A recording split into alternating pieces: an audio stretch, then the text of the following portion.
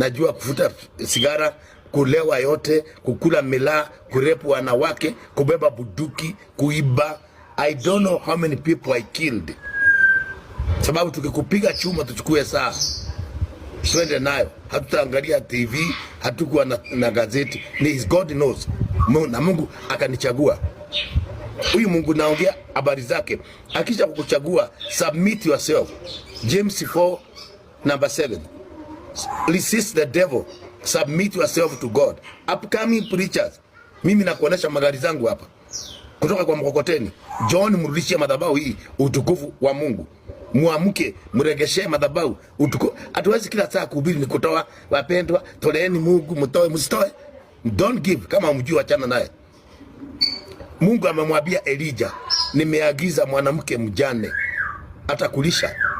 Mungu ameagiza. Yesu anamwambia mwende, mtakuta mtu amebeba mtungi, mumfuate. Na msibebe kitu jiani, mumfuate. Ile nyumba atakaoingia muingie, mwambie chumba kiko wapi. Once you have God, you have the command to command everything.